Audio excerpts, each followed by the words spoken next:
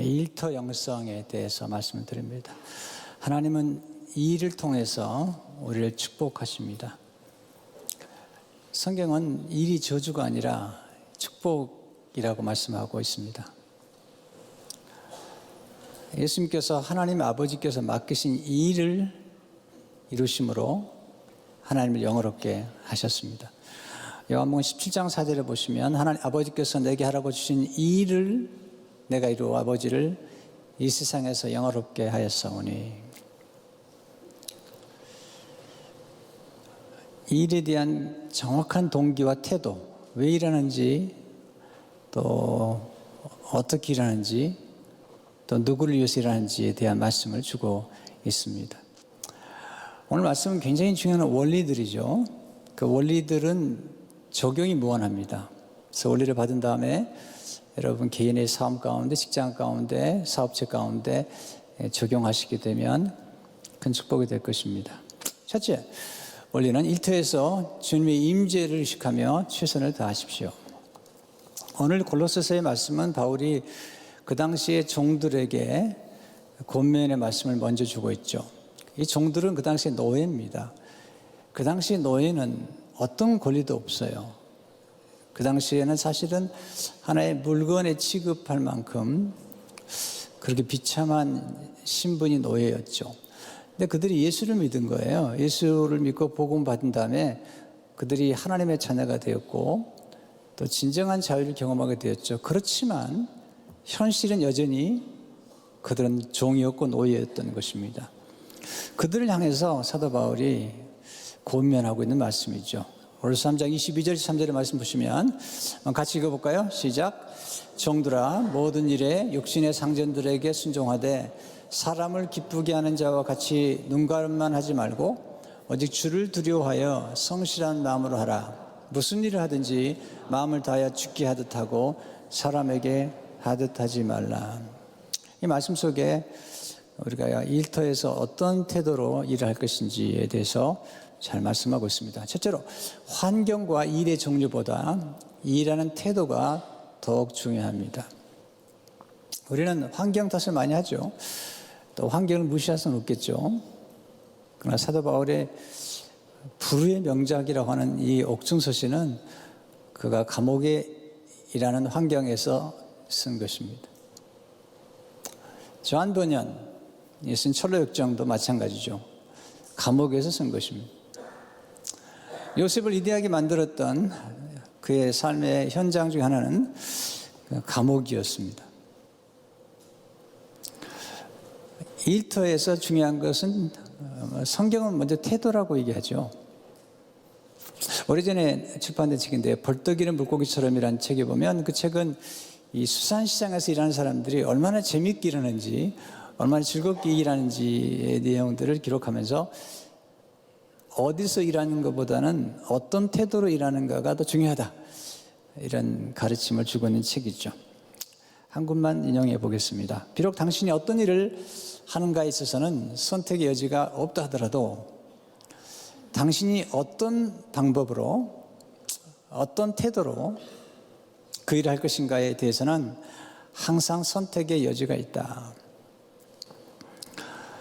가장 좋은 태도는 뭘까요? 감사죠, 감사. 그러니까 바울이 성령 충만, 말씀 충만 이전에 그 말씀과 함께 여러 관계들을 얘기하죠. 아내와 남편의 관계, 또 부모와 자녀의 관계, 그리고 오늘 상전과 종과 상전의 관계를 이야기하기 전에 바울은 감사하라. 그래서 3장 17절의 말씀이죠. 같이 읽어보겠습니다. 시작. 또 무엇을 하든지 말이나 일이나 다 주 예수 이름으로 하고 그를 힘입어 하나님 아버지께 감사하라. 계속 감사를 강조하죠.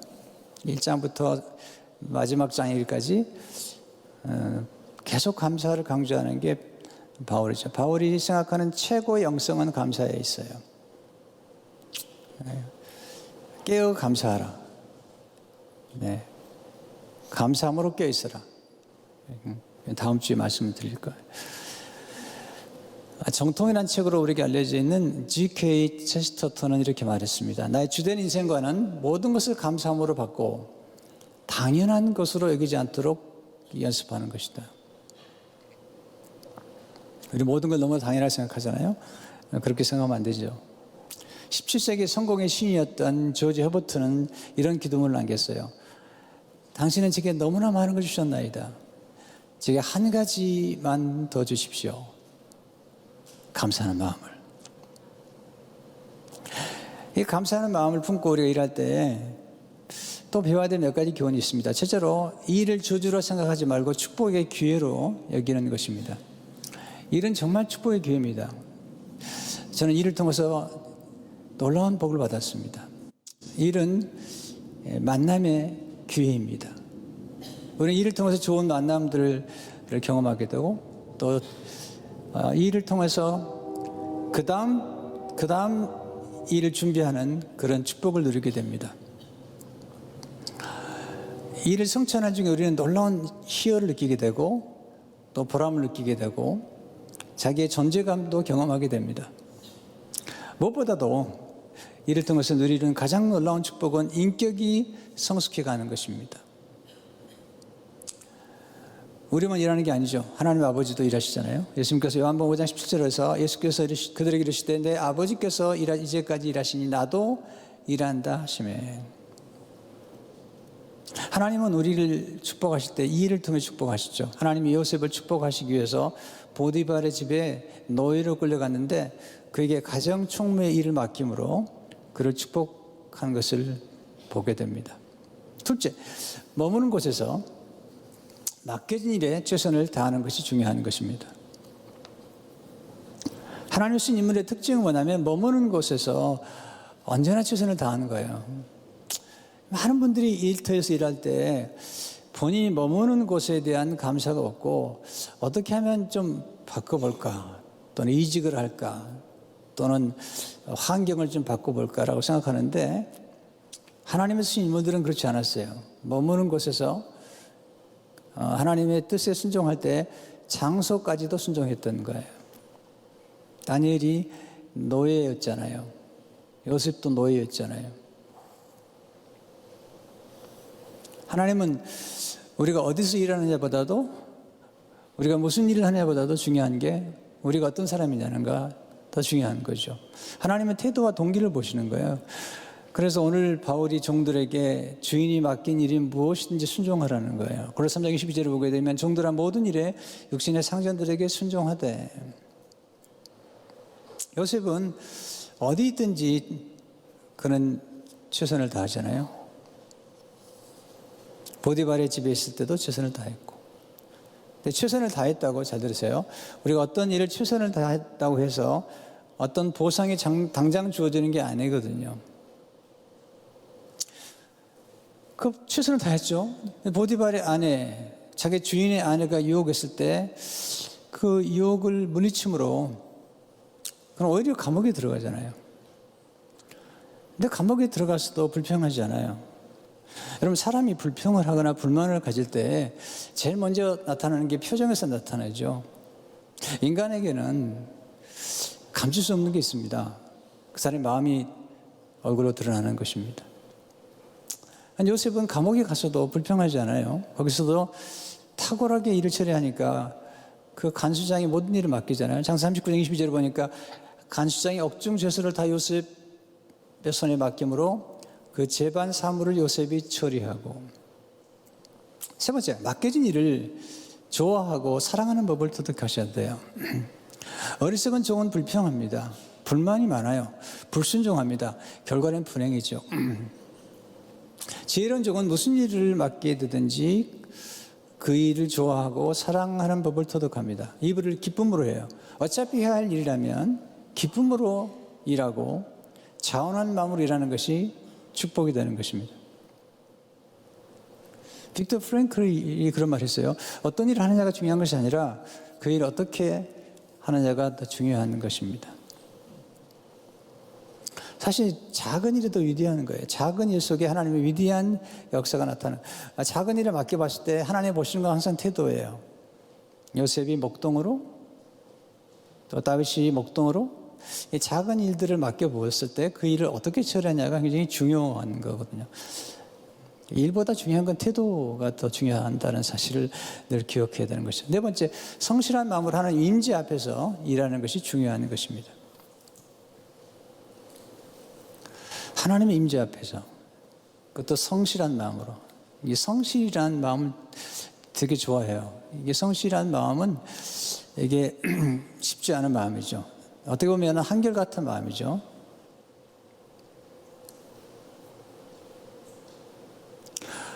오늘 본문 22절 3절을 보게 되면 종들아 모든 일에 육신의 상전들에게 순종하되 사람을 기쁘게 하는 자와 같이 눈가래만 하지 말고 오직 주를 두려워하여 성실한 마음으로 하라.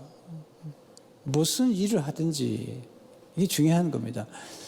내가 좋아하는 일이 아니라 무슨 일을 하든지 whatever you do 마음을 다하여 주께 하듯 하고 사람에게 하듯 하지 말라. 하나님 앞에서 일하는 거죠. 그리스도인은 일터 현장에서 유일한 청중 한 분을 의식해야 돼요. 우리가 하나님 앞에서 일할 때 우리가 하는 일은 더 이상 고역이 아니죠. 하나님의 눈길, 하나님의 시선을 의식한다는 건 굉장히 중요한 거죠. 오스 기니스라고 하는 유명한 작가죠. 이분이 쓴 책 가운데 소명이라는 책은 우리 그리스도인들이 반드시 읽어야 될 책 중 하나예요. 그는 이렇게 얘기합니다. 하나님의 결정적인 소명에 귀 기울이며 산 인생은 다른 모든 청중을 미루는 단 한 분의 청중, 유일한 청중 앞에서 살아가는 인생이다. 조금 더 읽어드릴게요. 유일한 청중이신 그분 앞에서 사는 삶은 우리의 모든 것을 변화시킨다. 가장 위대한 행위는 유일한 청중 앞에서 행한 것이고 그것은 충분하다. 그 유일한 청중의 눈에 띄고 그분의 칭송을 받는 자는 그 이하의 다른 청중에 대해서는 신경 쓰지 않아도 된다. 자, 두 번째, 일터에서 만나는 사람들 속에서 하나님의 섭리를 발견하십시오. 우리는 일터에서 다양한 사람들을 만나죠. 좋은 사람들을 만나기도 하고 까다로운 사람들을 만나기도 하고 또 아주 위험한 사람들, toxic people 이런 사람 만나죠. 아주 위험한 사람들을 만나기도 해요. 우리 인생을 망가뜨리려고 하고 우리를 괴롭히는 사람들을 만나기도 하죠. 근데 우리를 힘들게 하고 우리를 괴롭히는 사람들을 만날 때 우리가 그 사람들에 대한 관점, 그 사람들을 대하는 자세가 굉장히 중요하다는 사실을 알아야 돼요. 우리가 머무는 자리에서 우리 직장 생활하든 우리가 사람들 만나든 간에 우리를 세워주는 분도 있지만 우리를 괴롭히는 사람들이 꽤 돼요. 그게 현실이에요. 무시하지 마세요. 여러분 요셉의 인생을 한번 보세요. 전 요셉을 공부한 게 제게 큰 도움이 됐어요. 요셉의 형제들이 요셉을 괴롭히죠. 형제가 미워하고 그를 팔고 그를 괴롭히잖아요. 이게 현실이죠. 요셉이 그의 주인에게 얼마나 충성되게 일했습니까? 근데 그 주인의 아내가 그를 유혹했을 때 그는 하나님의 임재 앞에 살았기 때문에 유혹을 물리치죠. 물리치는 결과가 어떤 결과죠? 자, 우리가 하나님의 우리에게 주신 말씀대로 살았기 때문에 당장 좋은 결과를 맺지 않을 수도 있어요. 요셉처럼. 어떻게 됐죠? 오히려 요셉의 아내가 아니라 보디발 아내가 누명을 씌워서 감옥에 들어가게 되잖아요. 아주 부당한 대우죠. 여러분, 보디발의 아내를 믿었겠어요? 아니면 요셉을 믿었겠어요? 성경에 나오지 않아요. 네. 근데 보디발은 그 당시에 시위대장, 그 당시 비서실장, 경호실장 정도 된 사람이에요. 아주 탁월한 사람이에요. 여러분, 바로 왕의 경호실장이 된다면 이건 정보를 읽고 탁월한 감각이 있는 사람이죠. 근데 자기 마누라가 그런 짓을 할 수 있을 거라고 알았을까요? 몰랐을까요? 자, 그런데 왜 요셉을 감옥에 집어넣었을까요? 죄송합니다. 제가 가르쳐 드릴게요. 쪽팔려서.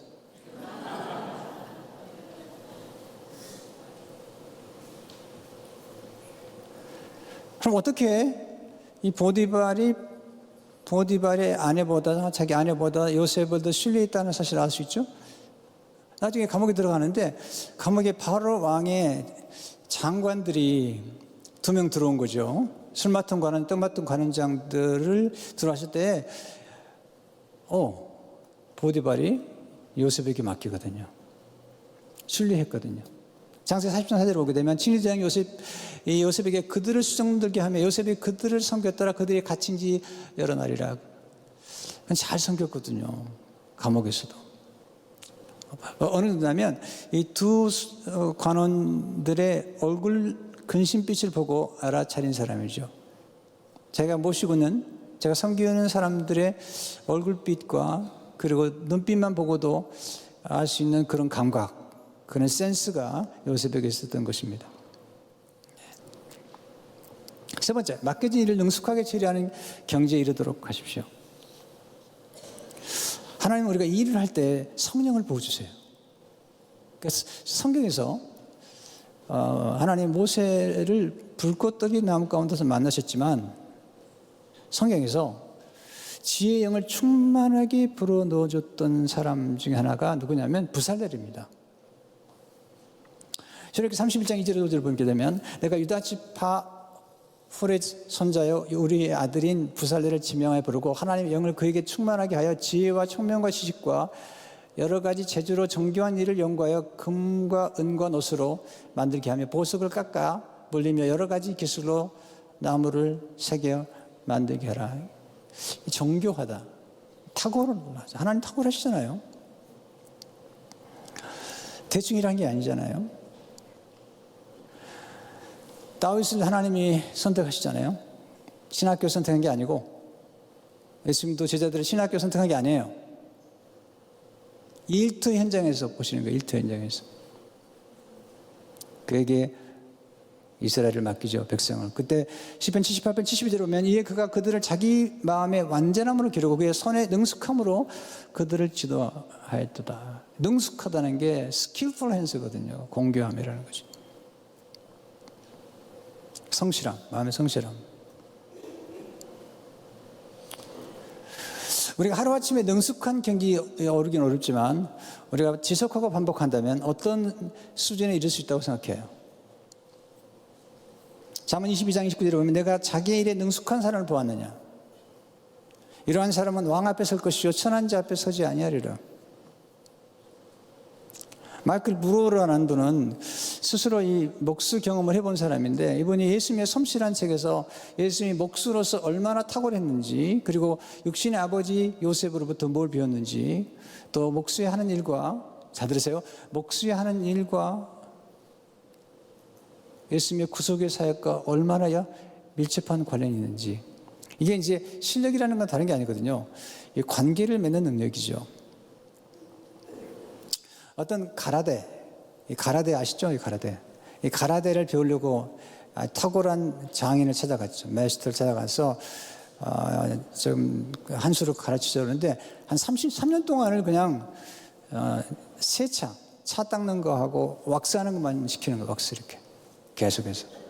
그래서 한 3년 지나면서 화가 난 거죠. 선생님 저 가라데 배우러 왔는데 왜 왁스만 하라고 그러니까 차만 세차라고 그랬더니 하는 말이 그게 훈련이다. 차를 싹 닦고 이렇게 왁스를 하고 이렇게 이게 유연한 몸놀림을 하는 거 이게 탁월하게 되는 것인데 마이클 브루는 이렇게 말하죠. 목수는 집을 짓고 고친다. 이게 하나님 일이잖아요. 뭔가를 만드시고 병든 사람들이나 타락한 인간을 고치는 필요한 것을 짓고 부서진 것을 고치는 것들이 바로 목수의 일이다. 나사렛 예수는 모든 일을 잘해낼 수 있었겠지만 나는 예수의 소명에 이보다 더 적합한 일은 없다고 생각한다. 필요한 것을 짓는 일과 부서진 것을 고치는 목수의 두 가지 일은 어린 예수의 인생감과 그의 소명감을 형성해 주었다. 조금 더 드릴게요. 예수는 훈련을 받는 동안 아버지의 가치관 가운데 많은 부분을 받아들였다. 나무 안에 있는 가능성을 발견하라. 거친 것을 쓸모있게 있는 것으로 변화시켜라. 필요를 충족시켜라. 내구성 있게 집을 지어라. 겉만 번지르게 마무리하지 마라. 쓸모있는 것은 무엇인지 고쳐두어라. 아무것도 버리지 마라. 그래서 예수님께서 죄인들을 새로운 피조물을 만드셨고 사람들이 버린 창기와 세리와 이런 사람들을 고쳐서 쓰신 거죠. 세상에 포기한 사람들을 쓰신 거죠. 자, 두 번째, 마지막이죠. 의와 공평으로 일꾼들을 존귀하게 대하십시오. 사실 우리 대부분 상전들은 많지 않고 대부분 일꾼들이 많기 때문에 첫 번째 포인트에 시간을 많이 보낼 수밖에 없어요. 오늘 4절에 보면 상전들아 의와 공평을 종들에게 베풀지니 너에게도 하늘의 상전이 계심을 알지어다. 그 당시에 상전들 가운데 예수 믿는 분들에게, 예수 믿는 사람들에게 종들을 좀 공평하게 대하라는 거예요. 잘 대하라는 거죠. 차별 없이 대하라는 거죠. 일을 맡기는 상전들은 의와 공평으로 일꾼들을 대하는 게 필요하죠. 특별히 바울은 빌레몬에게 보낸 편지에 종들을 형제처럼 사랑하라. 빌레몬 1장 10절을 보게 되면 이후로는 종과 같이 대하지 아니하고 종 이상으로 곧 사랑받는 형제로 둘 자라. 내게 특별히 그러하거든. 하물며 육신과 주 안에서 상관된 내게라. 이거 아셔야 됩니다. 심는 걸 거두는 거예요. 오늘 3장 25절을 보면 불의를 향하는 자는 불의로 보응을 받으리니 저는 사람을 예물로 취하심 없느니라. 그래서 골로새서 1절을 보게 되면 상전들의 의와 공평을 종들에게 베푼 너희에게도 하늘의 상전이 계심을 알지어다. 아브라함은 그의 종 엘리에셀을 사랑했잖아요. 시장성의 백부장이면 그 당시 대단한 로마 군인 가운데 100명을 건드렸는데 자기 하인이 병들었을 때 예수님을 찾아가잖아요. 하나님이 주시는 상을 기대하고 일하십시오. 하나님 상을 주는 분이세요. 골로새 3장 1절에 보면 이는 기업의 상을 주께 받을 줄 아나니 너는 주 그리스도를 섬기느니라. 여러분, 충성된 일꾼에게 상을 주는 건 공평한 겁니다. 게으른 사람에게 상을 주는 건 공평하지 않는 겁니다. 그래서 달란트 비유게 되면 한 달란트 받은 사람에게 예수님께서 이 악하고 게으른 종이라고 그랬거든요. 그런데 충성된 일꾼들에게 칭찬하시잖아요. 마태복음 25장 1절 보게 되면 그 주인이 이르되 잘하였도다 착하고 충성된 종아 내가 적은 일에 충성하였음에 내가 많은 것을 너에게 맡기리니 내 주인의 즐거움에 참여할지어다 하고.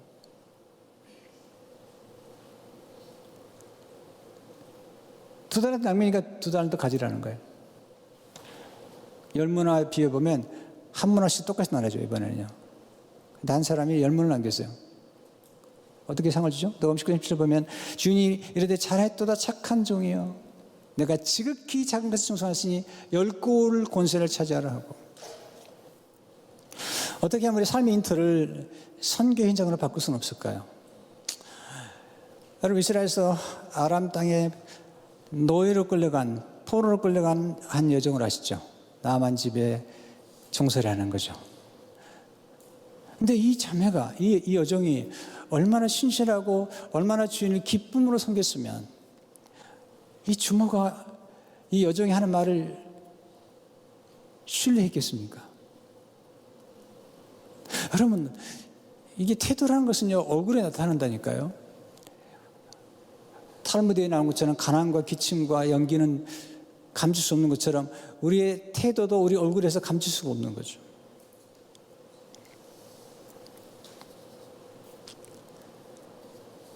원망하지도 낙심하지도 않고 주인이 잘 되기를 원했던 거죠. 그래서 주목이 얘기하죠.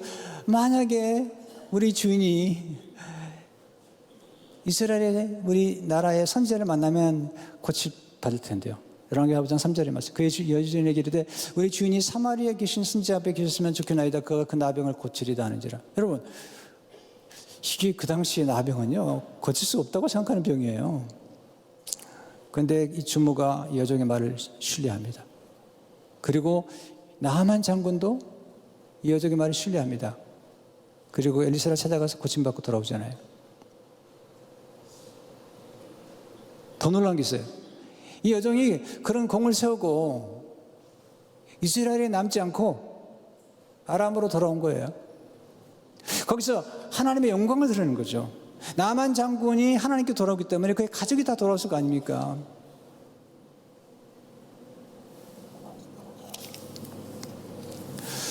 여러분, 우리가 일 현장에서 가장 받을 수 있는 상이 뭘까요? 그 상은 성품이에요. 성품. 돈도 다 우리가 놓고 가야 돼요.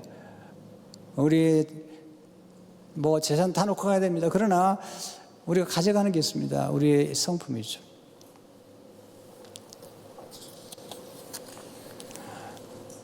자, 예수님이 우리가 좋아하는 일을 하셨을 것 같아요. 십자가 일이 좋은 일이에요.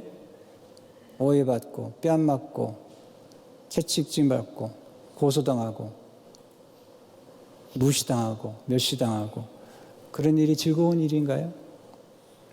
근데 주님은 그 앞에 있는 즐거움을 바라보면서 그 일을 하셨거든요. 그렇게 하심으로써 전 인류를 구원하셨고 하나님 아버지를 기쁘게 하셨기 때문에 하나님 아버지께서 예수님을 만왕의 왕으로 세우신 거잖아요. 원래 왕이신데 또 그렇게 세우신 거잖아요. 바울이 부탁하죠. 고린도서 37절에서 그래 너희가 먹든지 마시든지 무엇을 하든지 다 하나님의 영광을 위하여 하라. 이제 말씀 받으셨는데 이제 적용은 여러분의 몫입니다. 기도하겠습니다.